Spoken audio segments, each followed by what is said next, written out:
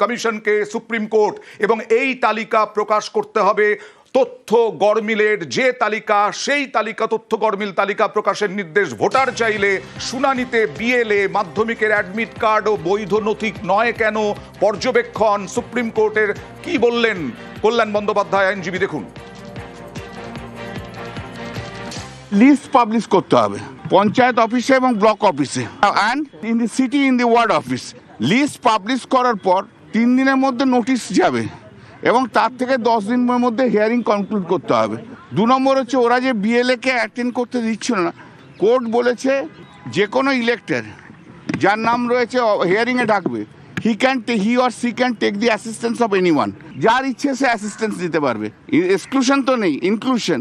হিয়ারিংয়ে record করতে হবে এবং এই হিয়ারিংটা পঞ্চায়েত ভবনে, পঞ্চায়েত অফিসে হবে এবং ব্লক অফিসে হবে এবং ওয়ার্ড অফিসে হবে। নেক্সট, এই যে অ্যাডমিট কার্ড মাধ্যমিক পরীক্ষা, যে admit card date of birth আছে সেটা নেওয়া হবে না। সেটা আমি বলেছি যে পশ্চিমবাংলাতে এটা নেই। পশ্চিমবাংলায় অ্যাডমিট কার্ডের মধ্যেই নাম্বার রয়েছে, কোনো সার্টিফিকেটে ডেট অফ বার্থ থাকে না।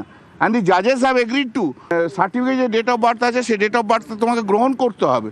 প্রথম থেকেই অভিযোগ ছিল বিভিন্ন রাজনৈতিক দলের, বিশেষ করে শাসক দলের তৃণমূলের, যে কেন বিডিও অফিসে, কেন পঞ্চায়েতে নয়, ব্লক অফিসে নয়, এবং 1,36,00,000 নাম প্রকাশের নির্দেশ। আমরা কল্যাণ বন্দ্যোপাধ্যায়ের কাছ থেকে শুনলাম অনেকটাই। মৈত্রী, আরও একটা বিষয় জানতে চাইব যে আজকে নির্বাচন কমিশনের পক্ষ থেকে দাবি করা হয়েছে যে নাম ভুলের জন্য নাকি হিয়ারিংয়ে ডাকা হচ্ছে না, ডাকা হচ্ছে বাবা মায়ের সঙ্গে ছেলে বা মেয়ের বয়সের ফারাকে। কিন্তু এরকম তো আমাদের কাছে ভুরি ভুরি খবর, অভিযোগ এসেছে যে নামে ভুলের জন্য হিয়ারিংয়ে ডাকা হয়েছে। একেবারেই দেখো, আজকে কপিল সিবাল তিনি যখন এই বিষয়টি তোলেন যে নামের ভুলের জন্য ডাকা হচ্ছে, গাঙ্গুলি বা গঙ্গোপাধ্যায়, দত্তা, এই বিষয়গুলো যখনই হচ্ছে তখনই লজিক্যাল ডিসক্রিপেন্সি তালিকায় তারা চলে আসছে। কিন্তু আজকে কমিশনের তরফ থেকে রাকেশ দ্বিবেদী, তাদের আইনজীবী, তিনি স্পষ্ট করে বলেন যে না, এটা ক্যাটেগরিক্যালি বলে দেওয়া হয়েছে যে নাম ভুলের জন্য কাউকে, নামের জন্য সমস্যা থাকলে তাদের কাউকে নোটিশ দেওয়া হবে না। কিন্তু এই ঘটনা যে ঘটছে সেই বিষয়টা কিন্তু অন্য আইনজীবীরা তারা কিন্তু আজকে সর্বোচ্চ আদালতের নজরে এনেছেন এবং বিচারপতিরা আজকে স্পষ্টতই তারা এটা উল্লেখ করেছেন যে মানুষের হয়রানি হচ্ছে এবং এত সংখ্যক মানুষকে যখন নোটিশ দেওয়া হয়েছে যাদের নাম কিন্তু 2002-এর তালিকার সঙ্গে ম্যাপ রয়েছে, কিন্তু তাদের নামের কিছু লজিক্যাল ডিসক্রিপেন্সি রয়েছে। বয়সের ফারাকের বিষয়টিও কিন্তু আজকে বিচারপতিরা তুলে ধরেছেন। তারা বলছেন যে আমরা এমন একটি দেশে থাকি যেখানে খুব দুঃখের বিষয় হলেও বাল্য বিবাহ এখনো ঘটে এবং এর আগেও ঘটেছে। ফলে সেখানে বয়সের ফারাক, বাবা মায়ের সাথে সন্তানের মাত্র 15 বছর, সেই বিষয়টাকে কি করে লজিক্যাল ডিসক্রিপেন্সির মধ্যে একটা সার্বিক ক্ষেত্রে আনা যেতে পারে। কমিশনের তরফ থেকে বেশ কিছু উদাহরণ তারা তোলার চেষ্টা করছিলেন। লজিক্যাল ডিসক্রিপেন্সির ক্ষেত্রে কোনো এক ব্যক্তির 100টি সন্তান পাওয়া গিয়েছে, 234 জন ব্যক্তি একজন ব্যক্তির সাথে কানেক্টেড এরকম পাওয়া গিয়েছে। কিন্তু এক্ষেত্রে দাঁড়িয়ে বারবার করে দোলা সেন এবং ডেরেক ওব্রায়েনের আইনজীবী কপিল সিবাল এবং শ্যাম দিওয়ান তারা প্রত্যেকেই যেটা বারবার করে তুলে ধরেছেন যে এগুলো যদি 1,36,00,000 মানুষের হয়রানির ঘটনায় 4 বা 5টি এরকম উদাহরণ পাওয়া যায়, সেটা কখনো অ্যাজ আ হোল উদাহরণ হতে পারে না। আরও একটা ইন্টারেস্টিং জিনিস আজকে উল্লেখ করা হয়েছে, কারণ 1,36,00,000 যে নাম, লজিক্যাল ডিসক্রিপেন্সি, তথ্য গড়মিল, সেই তথ্য গড়মিলের তালিকা বারবার প্রকাশের কথা দাবি জানিয়ে আসছিল তৃণমূল, যদিও বিজেপি বলছিল এটা নির্বাচন কমিশনের ব্যাপার এবং নির্বাচন কমিশন এসআইআর করেই এখানে ঠিকঠাক রোহিঙ্গা এবং অনুপ্রবেশকারীদের চিহ্নিত করতে পারবে, এটা বিজেপির দাবি ছিল। আজকে যদিও লজিক্যাল ডিসক্রিপেন্সির নাম তালিকা প্রকাশ করার নির্দেশ দেওয়া হলো, মমতা বন্দ্যোপাধ্যায় একাধিকবার এই লজিক্যাল ডিসক্রিপেন্সির তালিকা, হয়রানি, এই সমস্ত নিয়ে 5 বার নির্বাচন কমিশনে চিঠি দিয়েছেন এবং তিনি বলেও ছিলেন 13ই জানুয়ারি রাজনৈতিকভাবে বিজেপিকে একেবারে আক্রমণ করে যে এই লজিক্যাল ডিসক্রিপেন্সি, তথ্য গড়মিলের তালিকা রয়েছে বিজেপির হাতে। এবার লজিক্যাল ডিসক্রিপেন্সি এটা কিন্তু কোনো এসআইআর ছিল না, কোনো আইনে নেই, এটা নতুন করে দলদাসদের মাথা থেকে বেরিয়েছে। তারা লজিস্টিক্যাল ডিসক্রিপেন্সির নামে আরও 1,33,00,000 থেকে 36,00,000 নামের তালিকা করেছেন, যে তালিকা আমাদের কারো কাছে নেই, কোনো পার্টিকে দেয়নি, নিজেরা বিজেপি পার্টি অফিসে ধরে রেখে দিয়েছে। নিউজ রুমে চলে যাব সরাসরি অতনুর কাছে। অতনু, লজিক্যাল ডিসক্রিপেন্সি মানে অনেক রকমের অভিযোগ, এই অনেক রকমের অভিযোগ কি কি আসছিল? প্রথমে একটা সার সত্য আমরা সবাই বুঝে গিয়েছিলাম যে যদি একবার 2002-এর ভোটার লিস্টের সঙ্গে ম্যাপিং হয়ে যায় তাহলে বোধহয় আর চিন্তা নেই। বাবার নাম যদি ওখানে থাকে, মায়ের নাম যদি ওখানে থাকে, তাহলে আর সমস্যা নেই। ফর্ম টর্ম জমা দেওয়ার পরে দেখা গেল তারপরেও হিয়ারিংয়ে ডাক আসছে। কেন না? লজিক্যাল ডিসক্রিপেন্সি হলো। না হয় বাবার নাম ওখানে রয়েছে, কিন্তু বাবার সঙ্গে যদি মায়ের বয়সের ফারাক 15 বছরের বেশি হয়, সন্দেহের চোখে দেখা হচ্ছে। আচ্ছা, যদি ঠাকুরদা ঠাকুরমার সঙ্গে 40 বছরের বয়সের ফারাক থাকে, সন্দেহের চোখে দেখা হচ্ছে, হিয়ারিংয়ে ডাকা হচ্ছে, মনে করা হচ্ছে আপনি ভোট দেওয়ার উপযুক্ত নন। লজিক্যাল ডিসক্রিপেন্সি হলো এই লজিক্যাল ডিসক্রিপেন্সিতে কত নাম বাদ পড়েছে না 1,36,00,000। তা এত নাম যে বাদ পড়েছে তার তালিকা কোথায়? তালিকা প্রকাশ হয়নি, কোনো তালিকা দেওয়া হবে না। কিন্তু সুপ্রিম কোর্ট বলে দিল যে তালিকা প্রকাশ করতে হবে, যাতে বাড়ির পাশে পঞ্চায়েত অফিসে বা ব্লক অফিসে গিয়ে কেউ দেখতে পারেন, সেই ব্যবস্থা করতে হবে। এতদিন পর্যন্ত হিয়ারিংয়ের জন্য কোথায় যেতে হতো না? হিয়ারিংয়ের জন্য যেতে হবে বিডিও অফিসে। প্রান্তিক পাড়ার একজন মানুষ যিনি দিন আনেন দিন খান, তার একটা দিনের রুজি রুটি পুরো শেষ হয়ে যাবে বিডিও অফিসে গিয়ে যদি লাইনে তাকে দাঁড়াতে হয়। সুপ্রিম কোর্ট জানিয়ে দিল বিডিও অফিসে যেতে হবে না, পঞ্চায়েত দপ্তরে বা ব্লক অফিসে, সেখানেই হিয়ারিং হবে। 3 নম্বর সবচেয়ে গুরুত্বপূর্ণ, তা হলো যদি কেউ মনে করেন যে তিনি পারছেন না, বুঝতে পারছেন না, তাকে হিয়ারিংয়ে ডাকা হচ্ছে, যে প্রশ্নগুলোর উত্তর তিনি ঠিকমতো দিতে পারবেন না, তিনি একজন সহযোগী নিতে পারেন। অথরাইজড লেটার দেওয়া হবে, সেই অথরাইজড লেটারে তিনি সাইন করবেন বা টিপছাপ দেবেন, সঙ্গে একজনকে নিয়ে যেতে পারেন। হতে পারেন তিনি বিএলএ, অর্থাৎ হাজার একটা প্রশ্নের মুখে পড়ে যে বিহ্বল অবস্থা হয়ে যাচ্ছে কিছু মানুষের, সেটা যাতে না হয় সেটা সুনিশ্চিত করার চেষ্টা করছে সুপ্রিম কোর্ট। এই লজিক্যাল ডিসক্রিপেন্সি নিয়ে বিভিন্ন জায়গা থেকে অভিযোগ উঠেছে, রাজ্যের শাসক দল অভিযোগ তুলেছে যে তালিকা কেন প্রকাশ হচ্ছে না। তাহলে কি ধরে নিতে হবে যে এই তালিকার কোনো সত্যতাই নেই, যাকে খুশি ডাকা হবে?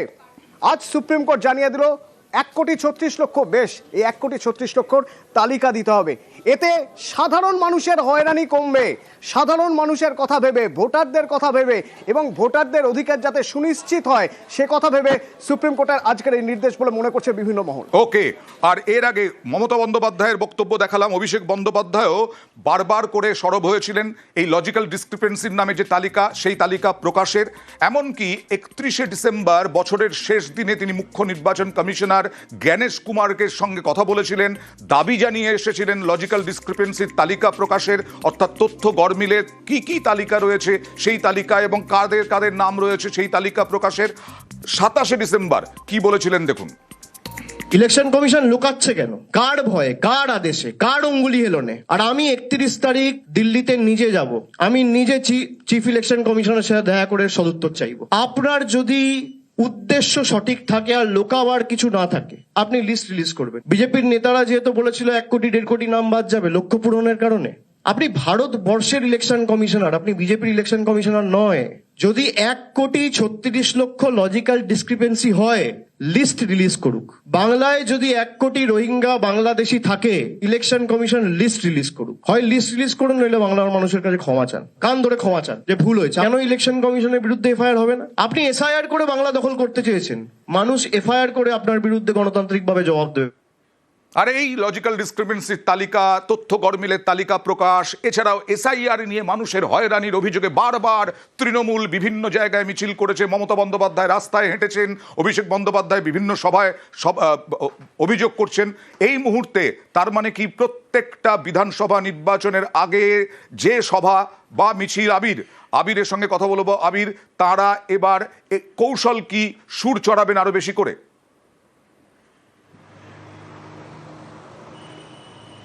প্রথমত আগামী 22 তারিখে একটি বৈঠক ডাকা হয়েছে বিকেল 4টের সময়, যেখানে তৃণমূল কংগ্রেসের সমস্ত BLA 1, BLA 2 MP, MLA এবং সাংগঠনিক দিকের বিভিন্ন যারা দায়িত্বে রয়েছেন তারা হাজির থাকবেন।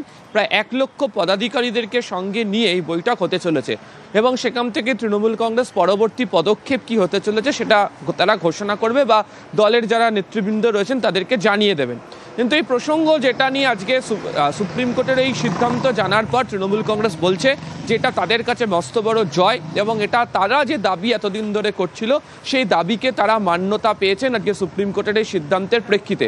গত 31শে ডিসেম্বর যখন তার অভিষেকের সঙ্গে আরও 10 জন সাংসদ তারা যখন গিয়েছিলেন মুখ্য নির্বাচনী কমিশনারের জ্ঞানেশ কুমারের সঙ্গে দেখা করতে, এবং বারবার সেখানের বৈঠকের মধ্যে কি হয়েছিল তা নিয়ে তৃণমূল কংগ্রেস চ্যালেঞ্জ ছুড়েছিল। তাদের বক্তব্য যে ক্ষমতা থাকলে নির্বাচন কমিশনের তরফ থেকে সিসি ফুটেজ প্রকাশ করে দেওয়া হোক, এবং এই লজিক্যাল ডিসক্রিপেন্সি অর্থাৎ তথ্যগত অসঙ্গতির পাশাপাশি তারা একাধিক দাবি তারা তুলতে শুরু করেন। এবং তুমি জানো যে এর মধ্যেই মমতা বন্দ্যোপাধ্যায় যে কয়েকটি চিঠি নির্বাচন কমিশনারকে পাঠিয়েছেন তার প্রত্যেকটা চিঠিতেই এই হেনস্থা, হয়রানি, লজিক্যাল ডিসক্রিপেন্সি বা তথ্যগত অসঙ্গতির প্রসঙ্গের কথা বারবার ধরে উল্লেখ করে দিয়েছিল। এবং তাদের যেটা বক্তব্য ছিল যে অবিলম্বে কমিশনের তরফ থেকে এই সংক্রান্ত বিষয়ে ব্যবস্থা গ্রহণ করা হোক, কমিশনের তরফ থেকে গোটা বিষয়টি সম্পর্কে স্পষ্টত পরিষ্কার করে তাদেরকে জানানো হোক। এভাবে হেনস্থা, হয়রানি তারা হতে দিতে পারেন না।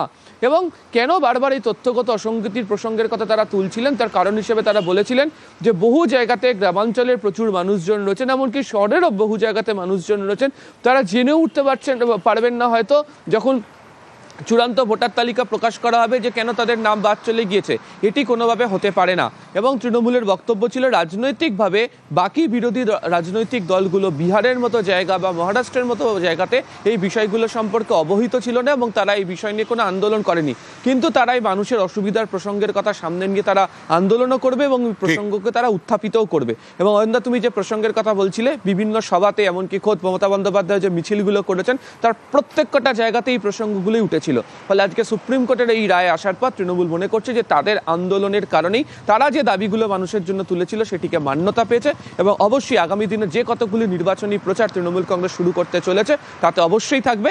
এবং 22 তারিখে নজর রাখতে হবে যে তৃণমূল কংগ্রেস এই প্রসঙ্গে নতুন কোনো রাজনৈতিক কর্মসূচি বা আন্দোলন ঘোষণা করছে কিনা। বেশ।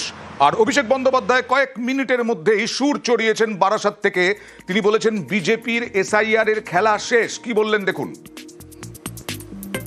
গরিব মানুষ, বয়স্ক মানুষ সবকিছু ঠিক থাকার পরেও তাদের নাম যাতে ভোটার তালিকায় না থাকে, গায়ের জোরে বিজেপির সহকারী সংস্থা নির্বাচন কমিশন চেষ্টা করেছিল তাদের নাম বাদ দেওয়ার। গত 31শে ডিসেম্বর আমি দিল্লিতে গেছিলাম, আমাদের 10 জনের প্রতিনিধি দল চিফ ইলেকশন কমিশনারের সাথে বৈঠক করেছিল। আমাদের দাবি ছিল এই যে 1,35,00,000 লজিক্যাল ডিসক্রিপেন্সির নামে মানুষকে হেনস্থা করা হচ্ছে, সবকিছু ঠিক থাকার পরেও হিয়ারিং নোটিশ পাঠানো হচ্ছে, এদের তালিকা প্রকাশ করুন। নির্বাচন কমিশন বলেছিল আমরা তালিকা প্রকাশ করব না, তার কারণ তালিকা যদি প্রকাশিত হতো এদের খেলাটা ধরা পড়ে যেত। দেশের সর্বোচ্চ আদালত সুপ্রিম কোর্ট তৃণমূলের দাবিকে মান্যতা দিয়ে বলেছে লজিক্যাল ডিসক্রিপেন্সির লিস্ট রিলিজ করতে হবে। শুধু তাই নয়, বিচারপতিরাও বলেছেন বিএলএ টুরা হিয়ারিং এ থাকবে।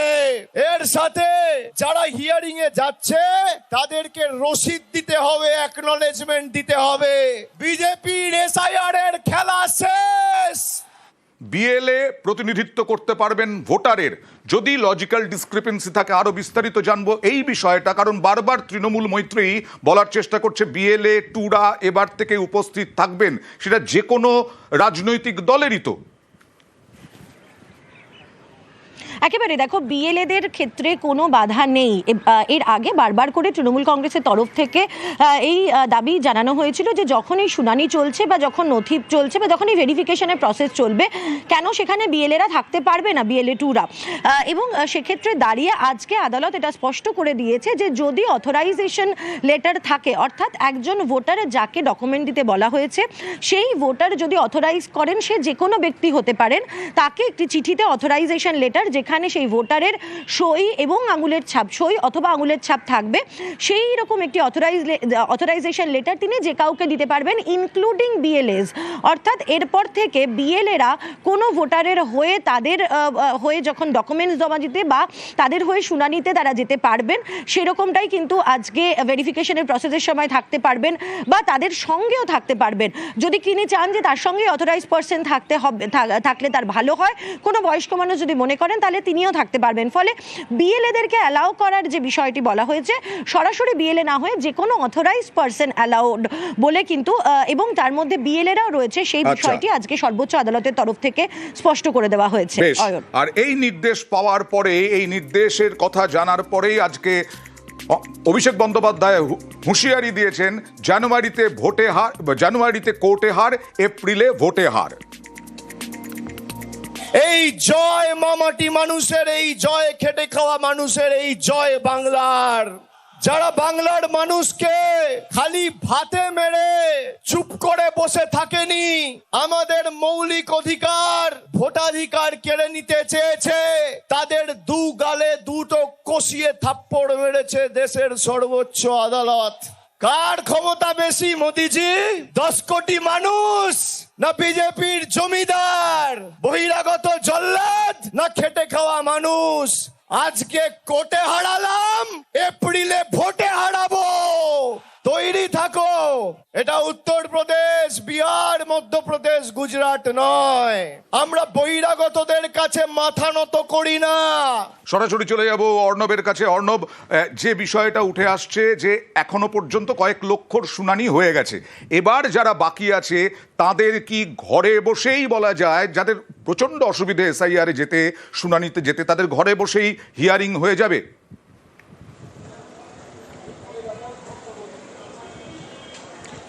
দেখো, দুটো বিষয় রয়েছে এক্ষেত্রে। লজিক্যাল ডিসক্রিপেন্সির তালিকা প্রকাশের পর 10 দিন সময়সীমা দেওয়া হয়েছে, তার মধ্যে এই শুনানি হবে। আচ্ছা। এবং এক্ষেত্রে যেহেতু রিপ্রেজেন্টেটিভ অর্থাৎ যিনি ভোটার, সেটা আমলাসলের যিনি পিমডের ডিম খেয়ে থাকেন কি কুচবিহারের তোরসার পারে খেয়ে থাকেন, যারা একেবারে নিরক্ষর, ক অক্ষর, গোমাংস যাদের বলা হয়, তারা না পারেন সই করতে, তারা তাদের হাতের আঙুলের ছাপ দিয়ে তারা তাদের প্রতিনিধি হতে পারে। সেই প্রতিনিধি BLA-2 তৃণমূল কংগ্রেস, বিজেপি বা অন্য কোনো রাজনৈতিক দলের মাধ্যমে তারা তাদের অবজেকশনটা জানাতে পারবেন। কিন্তু সবার আগে যেটা করলে তালিকাটা প্রকাশ করতে হবে, এবং সেটা পঞ্চায়েত ধরে, অর্থাৎ কার্যত বলা যায় বুথ ধরে ধরে তালিকা প্রকাশ। এবং এই তালিকা প্রকাশ করার জন্য ইসিআইকে পর্যাপ্ত পরিকাঠামো, অর্থাৎ আরও বেশি লোকবল, আরও বেশি অফিস, অর্থাৎ জায়গা সব মিলে এই সাপোর্টটা করবে রাজ্য। তাতে কি হবে, মানুষের হয়রানি বা ভোগান্তি, যেটা সুপ্রিম কোর্টের আজকের শুনানির মূল বিষয়বস্তু ছিল, সেটা কমানো যাবে। অর্থাৎ BLA-2 অ্যালাউ হলো, ঘুরিয়ে সুপ্রিম কোর্ট আজ অ্যালাউ করে দিল। 2 হচ্ছে মানুষের হয়রানির যে অভিযোগটা আসছিল, সেই হয়রানি কমানোর জন্য যেহেতু বুথ লেভেলে, পঞ্চায়েত স্তরে, অর্থাৎ যে মানুষ যে বুথে রয়েছেন, এখন রাজ্য সরকারকে এই লজিস্টিক সাপোর্টটা দেওয়ার কথা বলা হয়েছে। সেই লজিস্টিক সাপোর্টটা রাজ্য যদি প্রোভাইড করে, যে ইলেকশন কমিশন BLO যে বুথে রয়েছেন সেইখানেই একটি স্কুলের ঘরকে রাজ্য সরকার পরিকাঠামো দিচ্ছে, রাজ্য সরকার স্টাফ দিচ্ছে, তাহলে মানুষকে আর সেখান থেকে বাইরে যাওয়ার বিষয় নয়। কাজে এটা ইসিআই আর রাজ্যের আলোচনা সাপেক্ষে নির্দিষ্ট হবে। কাজে হয়রানি রোধ এর যে বিষয়টা রয়েছে সেটা অনেকটা কমবে। আর একটা গুরুত্বপূর্ণ যে পর্যবেক্ষণ রয়েছে, যেটা মনে করা হচ্ছিল 14ই ফেব্রুয়ারি ফাইনাল তালিকা বেরোবে এই হিয়ারিং এর পর, কমিশন নাকি যে গতিতে, রকেট গতিতে এগোচ্ছে এই কাজ, এবং তারা নির্ধারিত ডেডলাইনের আগেই তারা তালিকা প্রকাশ করে ফেলতে পারে, সেই জায়গাটা সুপ্রিম কোর্ট বাঁধ দিয়ে দিল। অর্থাৎ এই 1,35,00,000 মানুষকে যে লজিক্যাল ডিসক্রিপেন্সির নামে তাদেরকে হিয়ারিং এ ডাকা হচ্ছে, তাদের কি অভিযোগ, তাদের নথি কি বলছে, এগুলি করছিল এই LD অর্থাৎ লজিক্যাল ডিসক্রিপেন্সি নামে এভাবে মানুষের নামে হয়রানি করা হচ্ছে, নাম বাদ দেওয়ার একটা চক্রান্ত হচ্ছে, তাদের সেই অভিযোগটা মান্যতা পেল। 2, BLA-2 তারাই বলছিল বারবার এই শুনানিতে কেন BLA-2 থাকবে না। কিন্তু জয়মাল্য বাগচি স্পষ্ট জানিয়েছেন, যদি BLO বাড়ি বাড়ি যখন ফর্ম দিতে যাচ্ছে, কালেক্ট করছে, সেখানে BLA-2 থাকতে পারে, তাহলে এক্ষেত্রে থাকতে অসুবিধা কোথায়? আর বিচারপতি দীপঙ্কর দত্ত বলেছেন, তা এই অ্যাডমিট কার্ড একটা জন্ম শংসাপত্র হিসেবেও দেখা হয়ে এসছে এতদিন। এটাই এ রাজ্যের একটা রীতি, কারণ তিনি এই রাজ্য থেকে প্রেরণ করেন, তিনি খুব ভালো করে জানেন একটা মাধ্যমিকের অ্যাডমিট কার্ডের অর্থ কি। কাজে সেই জায়গাটাও পর্যবেক্ষণে রাখা আছে, যদিও নির্দিষ্টভাবে নির্দেশনামার মধ্যে উল্লেখ নেই, কিন্তু সেটাও এবার কমিশনকে বাধ্য করবে কিছু একটা বিবেচনা করতে সুপ্রিম কোর্টের আজকের এই পর্যবেক্ষণের পর। আর আজকে এই নির্দেশের পরেও রাজনৈতিক তরজা তুঙ্গে। নির্বাচন কমিশনকে এখতিয়ার কে দিয়েছে? আর সারা ভারতবর্ষের কোথাও এই লজিক্যাল ডিসক্রিপেন্সির নামে হয়রানি হচ্ছে না, একমাত্র পশ্চিমবঙ্গকে বেছে বেছে টার্গেট করে। আর কিসের ভিত্তিতে 1,36,00,000? কোনো মেমো নাম্বার নেই, কোনো সরকারি নথি নেই, সরকারি নোটিফিকেশন নেই, হোয়াটসঅ্যাপে ডাকা হবে আর মানুষের নাম, লক্ষ লক্ষ মানুষের নাম বাদ দেওয়া হবে। টার্গেট করে বেছে বেছে মুসলমানদের নাম, বেছে বেছে মহিলাদের নাম, যারা মমতা বন্দ্যোপাধ্যায়ের ভোটার, যারা তৃণমূল কংগ্রেসকে ভালোবাসে, টার্গেট করে তাদের নাম বাদ দেওয়ার এই পরিকল্পনা। সুপ্রিম কোর্টকে ধন্যবাদ যে তারা এই জায়গায় হস্তক্ষেপ করেছেন। এই কাজ পুরোপুরি অসাংবিধানিক, সংবিধান বিরোধী কাজ করছে নির্বাচন কমিশন। এই জিনিস দেখবেন কেন্দ্রীয় নির্বাচন কমিশন, দেখবেন সুপ্রিম কোর্ট। আমরা শুধু একটা ত্রুটি মুক্ত বাংলাদেশ থেকে আসা অনুপ্রবেশকারী মুসলিম এবং রোহিঙ্গা মুসলিম মুক্ত, মৃত ভোটারের নাম মুক্ত একটি ভোটার লিস্ট চাই, যে ভোটার লিস্ট অনুযায়ী বাংলার মানুষ ভবিষ্যতের সরকারকে নির্বাচিত করবেন। কোন কাগজ যাবে, কোন কাগজ যাবে না, পশ্চিমবঙ্গে বসে এ নিয়ে কথা বলা খুবই মুশকিল। কারণ পশ্চিমবঙ্গ একমাত্র রাজ্য যেখানে কিনা জাল নথির কারখানা চলে, সুতরাং এই জিনিস বন্ধ হওয়া দরকার।